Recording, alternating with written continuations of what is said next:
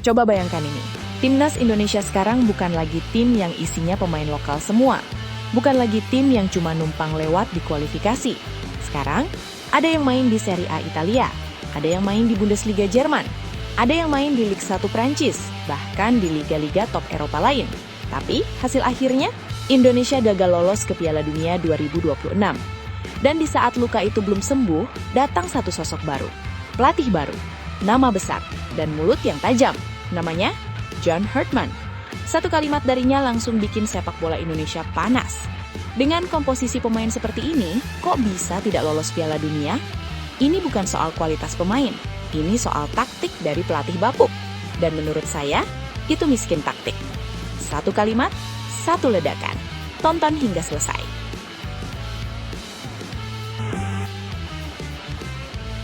Sepak bola Indonesia sedang berada di titik yang sangat menarik, sekaligus sangat sensitif. Nama John Herdman makin kencang disebut-sebut sebagai calon pelatih kepala Timnas Indonesia. Bukan cuma karena prestasinya, tapi karena cara berpikirnya yang beda, cara bicaranya yang belak-belakan, dan caranya membangun tim yang tidak biasa. Tapi satu hal yang sering luput dibahas publik adalah ini. Seorang pelatih besar tidak pernah datang sendirian. Kalau John Herdman benar-benar datang ke Indonesia, dia tidak hanya membawa ide, tapi juga gerbong staf pelatih kepercayaannya. Dan menariknya, di dalam gerbong itu ada sosok-sosok yang pernah membawa Kanada ke Piala Dunia, pernah bekerja di MLS, bahkan ada mantan pemain legendaris Timnas Putri Kanada. Siapa saja mereka, dan kenapa kehadiran mereka bisa jadi berkah sekaligus kontroversi untuk sepak bola Indonesia? Tonton hingga selesai. Serta beberapa berita Timnas Indonesia hari ini. Selengkapnya hanya di Zona Timnas Indonesia.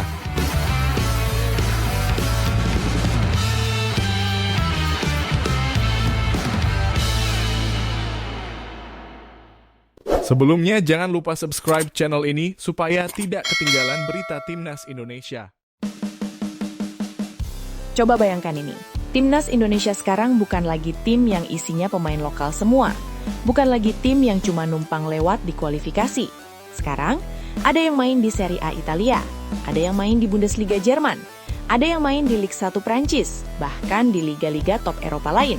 Tapi, hasil akhirnya, Indonesia gagal lolos ke Piala Dunia 2026. Dan di saat luka itu belum sembuh, datang satu sosok baru.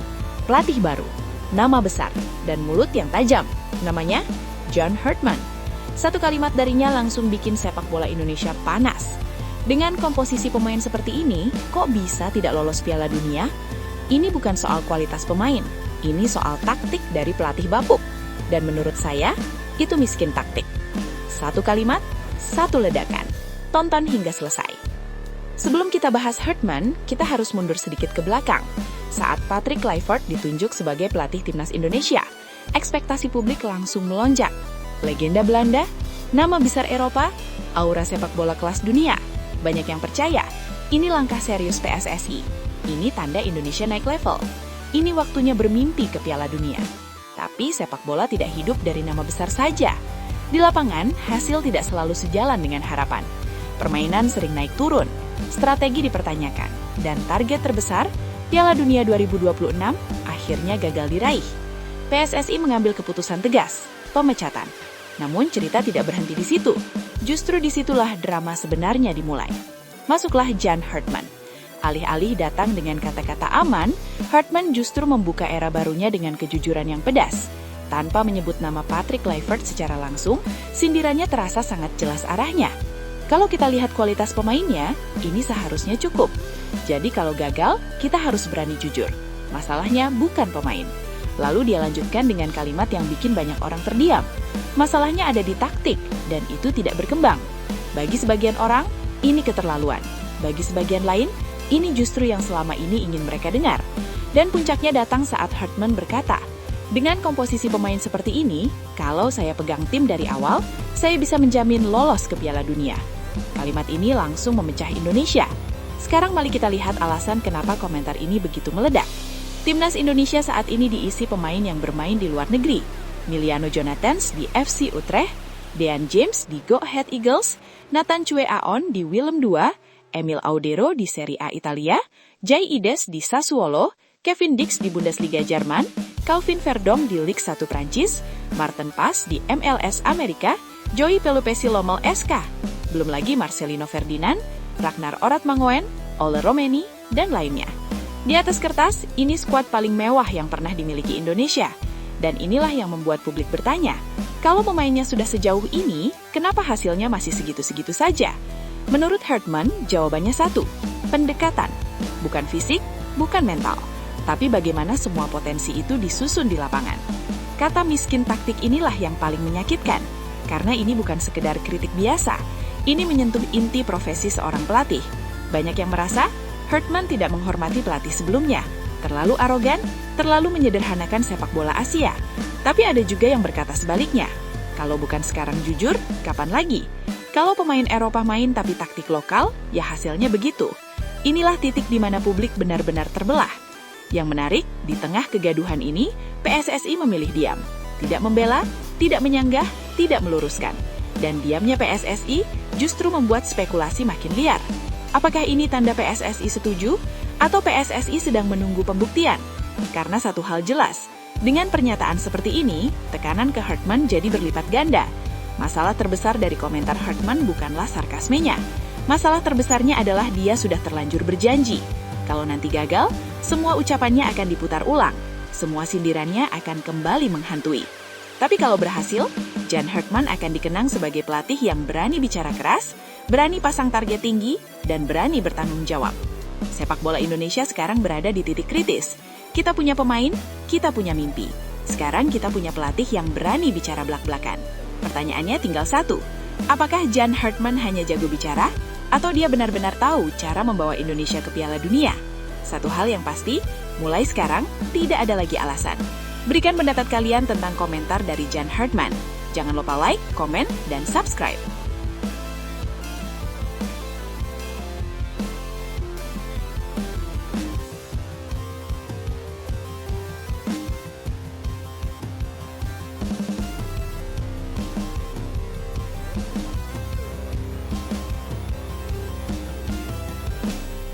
Sepak bola Indonesia sedang berada di titik yang sangat menarik, sekaligus sangat sensitif.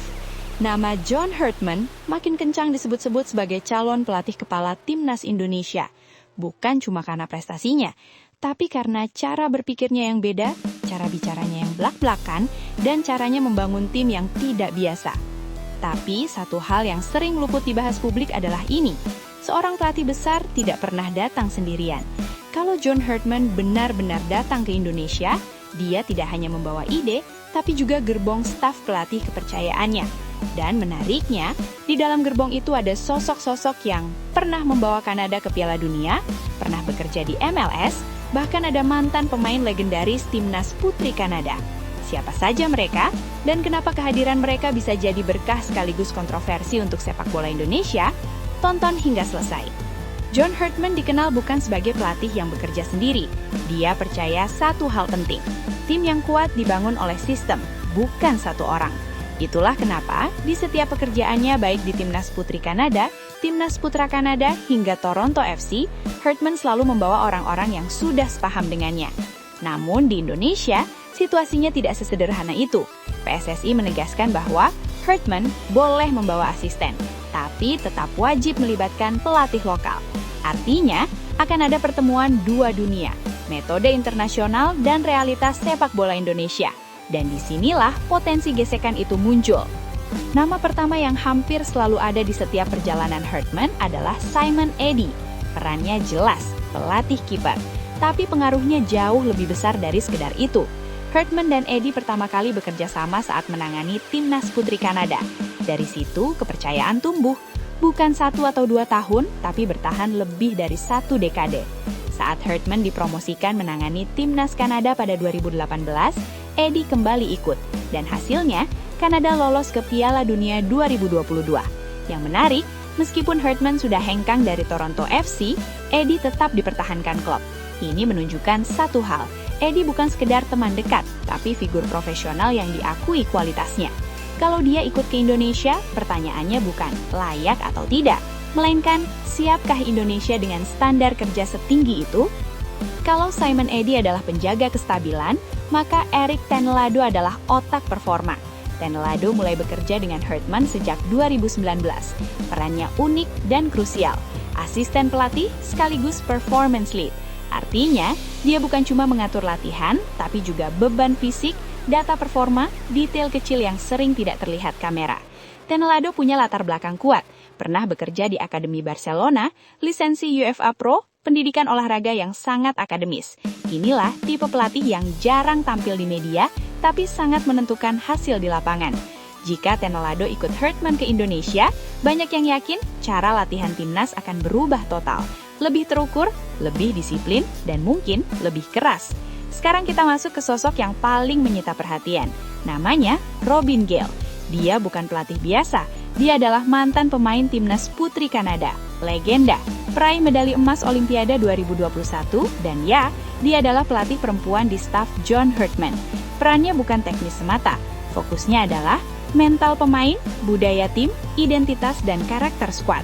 Bagi Hartman, ini sangat penting, karena dia percaya tim hebat dibangun dari kepala, bukan hanya kaki. Di Kanada dan Toronto FC, peran Gale sangat vital dalam membentuk budaya tim. Namun, jika dibawa ke Indonesia, apakah sepak bola Indonesia sudah siap menerima peran seperti ini? Apakah publik dan internal akan melihat ini sebagai kekuatan atau justru mempersoalkannya? Disinilah potensi kontroversi muncul, tapi juga potensi perubahan besar. Sosok keempat adalah Alex Dodson, masih muda, tapi perannya sangat penting, analis dan scouting. Dia membantu Hartman sejak 2021, khususnya dalam menganalisis lawan, membaca pola permainan, menyusun strategi berbasis data. Peran inilah yang membantu Kanada tampil konsisten dan lolos ke Piala Dunia 2022. Jika Dodson ikut ke Indonesia, kita bisa melihat perubahan besar dalam cara timnas membaca lawan, persiapan pertandingan, detail taktik sebelum kick-off. Jika keempat sosok ini benar-benar ikut Hartman ke Indonesia, maka ini bukan sekedar pergantian pelatih. Ini adalah perubahan ekosistem. Namun pertanyaannya, apakah ini akan berjalan mulus atau justru memicu benturan dengan sistem lama? Karena satu hal pasti, standar kerja mereka tidak main-main. John Hartman tidak hanya membawa janji, dia membawa orang-orang kepercayaannya. 4 sosok, 4 peran krusial, 4 potensi perubahan besar. Sekarang pertanyaannya bukan lagi siapa yang datang, tapi siapkah sepak bola Indonesia berubah? Karena kalau tidak, gerbong ini bisa jadi terlalu cepat. Namun kalau siap, ini bisa jadi awal era baru.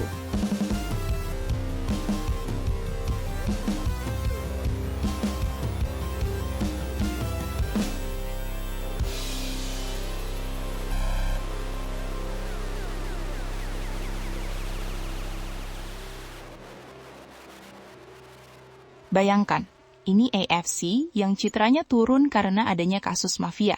Lalu tiba-tiba AFC datang membawa sebuah ide besar. Namanya AFC Nations League. Sebuah turnamen baru, sebuah janji perubahan, sebuah sistem yang katanya akan membuat sepak bola Asia lebih adil, lebih kompetitif, dan lebih menguntungkan. Tapi pertanyaannya satu, apakah ini benar-benar peluang emas untuk Indonesia? Atau justru ladang uang baru yang hanya menguntungkan segelintir elit? Mari kita bongkar pelan-pelan. Simak faktanya hingga selesai. Apa itu AFC Nations League? Pada 21 Desember 2025, AFC resmi mengumumkan rencana besar mereka, meluncurkan AFC Nations League, meniru konsep yang sudah lebih dulu sukses di Eropa dan Amerika Utara. Konsepnya sederhana, tapi revolusioner. Selama ini, jeda internasional FIFA sering diisi laga persahabatan. Masalahnya, lawan sering tidak selevel. Pertandingan minim makna. Pelatih sulit mengukur progres tim. Fans cepat bosan. UEFA sudah mengatasi masalah ini sejak 2018 lewat UEFA Nations League. Hasilnya, laga lebih kompetitif. Negara kecil punya lawan seimbang. Tim besar tidak lagi buang waktu. Rating siaran naik, uang sponsor mengalir. Sekarang, AFC ingin melakukan hal yang sama. Bagaimana formatnya? AFC punya 47 negara anggota, belum ada format resmi. Tapi jika mengacu pada UEFA, maka sistemnya kira-kira seperti ini. Timnas dibagi ke beberapa kasta, Liga A, Elit, Liga B, Liga C, dan Liga D terbawah. Setiap liga dibagi grup kecil, ada promosi dan degradasi. Juara Liga A bertanding di fase gugur untuk menentukan juara Nations League Asia. Semua laga digelar saat jeda FIFA, bukan di luar kalender. Artinya apa? Tidak ada lagi jeda FIFA yang terbuang. Setiap pertandingan punya arti. Setiap negara punya target realistis. Kedengarannya indah, bukan? Di mana posisi Indonesia? Ini bagian yang paling menarik. Dengan ranking FIFA Indonesia saat ini, besar kemungkinan timnas tidak langsung masuk Liga A, tapi punya peluang besar di Liga B atau Liga C. Dan justru disinilah peluang emasnya. Indonesia tidak perlu langsung menghadapi Jepang, Korea, atau Iran. Indonesia bisa bertemu lawan selevel, menang lebih sering, meningkatkan ranking FIFA, naik kasta secara bertahap. Ini jalur pembangunan timnas yang logis, bukan instan tapi berkelanjutan. Sekarang kita bicara uang, karena jujur saja di sepak bola modern, uang itu segalanya. Jika dikelola dengan benar, Nations League bisa memberi Indonesia 1. Pendapatan hak siar. Lebih banyak laga kompetitif sama dengan lebih banyak penonton. Lebih banyak penonton sama dengan nilai juara naik. 2. Sponsor dan iklan. Turnamen resmi AFC lebih menarik bagi sponsor ketimbang laga uji coba biasa. 3. Matchday revenue. Jika Indonesia jadi tuan rumah, tiket, merchandise, aktivasi brand. 4. Nilai jual pemain. Pemain timnas tampil rutin di laga kompetitif sama dengan nilai pasar naik. Ini bukan mimpi, ini sudah terjadi di Eropa. Tapi disinilah kontroversinya. Sekarang kita masuk ke bagian yang jarang dibahas. Bagian yang sering dibisikkan tapi jarang diucapkan keras-keras. Apakah semua uang ini benar-benar akan sampai ke federasi dan timnas atau berhenti di meja-meja elit? AFC bukan lembaga yang bersih dari kontroversi. Dalam sejarahnya, AFC berkali-kali dikritik soal transparansi dana, pembagian hadiah, keputusan yang dianggap politis, dominasi negara-negara tertentu. Maka wajar jika publik bertanya, apakah Nations League ini murni untuk pengembangan sepak bola Asia atau cuma proyek bisnis berkedok prestasi? Disinilah peran PSSI jadi krusial. Jika PSSI pasif, tidak kritis, tidak menuntut transparansi, tidak siap secara manajemen, maka Indonesia hanya akan jadi pengisi jadwal, bukan penerima manfaat. Tapi jika PSSI aktif di Komite AFC, menuntut pembagian pendapatan adil, menyiapkan tim, logistik, dan kalender dengan rapi, mengawal kepentingan timnas, maka Indonesia bisa jadi pemenang besar. Kita jujur saja, masalah Indonesia bukan cuma di lapangan, tapi di luar lapangan. Jadwal liga sering bentrok, klub dan timnas tarik-menarik pemain, infrastruktur belum merata, manajemen sering reaktif bukan proaktif. Nations League menuntut kedisiplinan kalender. Jika tidak siap, ini bisa jadi beban, bukan keuntungan. Kesimpulannya, peluang emas atau perangkap baru. AFC Nations League adalah pedang bermata dua. Di satu sisi, peluang emas untuk naik level, laga rutin berkualitas, potensi uang besar, jalan jelas untuk membangun timnas. Di sisi lain, resiko eksploitasi finansial, ketimpangan pembagian keuntungan, negara kecil bisa tetap jadi pelengkap. Tanpa pengawalan, manfaatnya bisa menguap. Pertanyaan terakhir untuk kita semua, apakah Indonesia siap memanfaatkan peluang ini? Atau kita akan kembali berkata, seandainya dulu kita lebih siap, karena kesempatan tidak datang dua kali, dan di sepak bola, yang tidak siap akan selalu tertinggal. Tulis di kolom komentar pandangan kalian.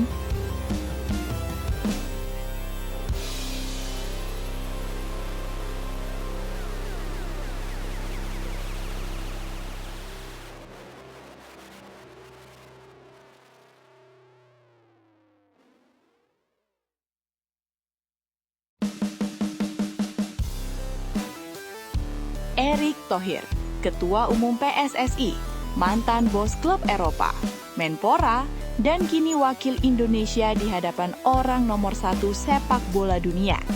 Ya, Erick Thohir terbang ke Doha, Qatar. Bukan untuk liburan, bukan untuk nonton bola, tapi memenuhi undangan resmi FIFA. Pertanyaannya, apa yang sebenarnya sedang diperjuangkan Erick Thohir di sana? Apakah ini murni demi timnas Indonesia? Atau ada agenda lain yang lebih besar? Mari kita bongkar satu persatu. Tonton hingga selesai. Undangan FIFA, tanda kehormatan atau sekedar seremoni? Lewat unggahan Instagram pribadinya, Erick Thohir mengungkap bahwa dirinya berada di Doha, Qatar. Alasannya jelas, undangan langsung dari FIFA. Dan bukan sembarang pertemuan. Erick Thohir bertemu langsung dengan Presiden FIFA, Gianni Infantino.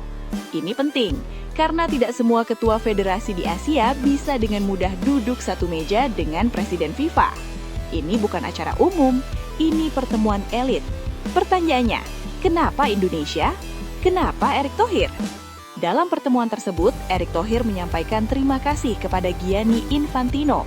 Alasannya, Indonesia resmi ditunjuk sebagai tuan rumah FIFA Series 2026. Turnamen ini akan digelar pada 23-31 Maret 2026 dan diikuti 4 negara dari berbagai konfederasi. Secara kasat mata, ini terdengar luar biasa. Indonesia bukan cuma ikut turnamen, Indonesia dipercaya menjadi tuan rumah. Artinya, dunia datang ke Indonesia. Media internasional meliput, stadion digunakan. Nama Indonesia naik kelas. Tapi disinilah pertanyaan kritis muncul. Apakah Indonesia sudah benar-benar siap? Atau FIFA sedang menguji Indonesia sebelum memberi kepercayaan lebih besar? Sejak menjabat Ketum PSSI, Erick Thohir sering dipuji karena akses internasional luas, relasi kuat dengan elit sepak bola dunia, berani bicara langsung dengan FIFA dan AFC, Indonesia tak lagi dianggap anak bawang. Namun kritik juga tidak sedikit. Sebagian publik bertanya, apakah hasil di lapangan sebanding dengan aktivitas di luar lapangan? Pertemuan dengan Infantino ini memperkuat satu hal. Erick Thohir serius memainkan diplomasi sepak bola. Dan di era modern, sepak bola bukan cuma soal skor, tapi juga soal politik, kepercayaan, dan jaringan global. Salah satu poin paling penting dari pertemuan ini sering luput dari perhatian publik. FIFA resmi memasukkan ASEAN Cup 2026 ke dalam kalender FIFA Matchday. Kelihatannya sepele, tapi dampaknya sangat besar. Karena selama ini masalah klasik timnas Indonesia adalah klub menolak melepas pemain. Pemain diaspora sulit dipanggil. Turnamen regional dianggap tidak penting. Dengan status FIFA Matchday, klub wajib melepas pemain. Poin FIFA dipertaruhkan. Turnamen jadi serius. Pemain tidak setengah-setengah. Ini perubahan struktural, bukan kosmetik. Untung untuk timnas, tapi siapa yang paling diuntungkan? Sekarang kita masuk ke bagian yang sensitif. Ketika Indonesia dapat tuan rumah FIFA Series, turnamen ASEAN berstatus FIFA, perhatian langsung dari Presiden FIFA. Pertanyaannya, siapa yang paling diuntungkan? Timnas, pemain, publik, atau elit sepak bola? Kita tidak bisa menutup mata. Turnamen internasional sama dengan uang besar. Hak siar, sponsor, logistik, dan proyek. Selalu ada potensi konflik kepentingan. Publik berhak bertanya, bukan karena benci, tapi karena sepak bola Indonesia terlalu sering dikecewakan di masa lalu. Pertemuan di Doha ini menempatkan Erick Thohir di posisi unik. Jika sukses, Indonesia naik level. PSSI makin dipercaya. Jalan ke event besar terbuka lebar. Jika gagal, kritik akan berlipat. Publik kehilangan kepercayaan, momentum emas terbuang. Tidak ada ruang untuk setengah-setengah. Foto bersama Presiden FIFA memang keren. Postingan Instagram memang terlihat megah. Tapi publik Indonesia sekarang lebih cerdas. Yang ditunggu bukan foto, tapi prestasi, sistem yang rapih, timnas yang konsisten, kompetisi yang sehat. Doha hanyalah awal. Ujian sebenarnya ada di Jakarta, Surabaya, Bandung, dan seluruh Indonesia. Erick Thohir sudah melangkah jauh. Bertemu Infantino bukan hal kecil. Mendapat FIFA Series bukan hadiah sembarangan. Memasukkan ASEAN Cup ke kalender FIFA adalah terobosan nyata. Tapi satu hal yang harus diingat, semakin tinggi panggung, semakin besar sorotan. Sekarang bukan soal bisa dekat dengan FIFA, tapi apa yang Indonesia lakukan setelah diberi kepercayaan. Apakah ini awal kebangkitan sepak bola Indonesia, atau hanya momen manis sebelum kekecewaan baru? Jawabannya bukan di Doha, jawabannya ada di lapangan.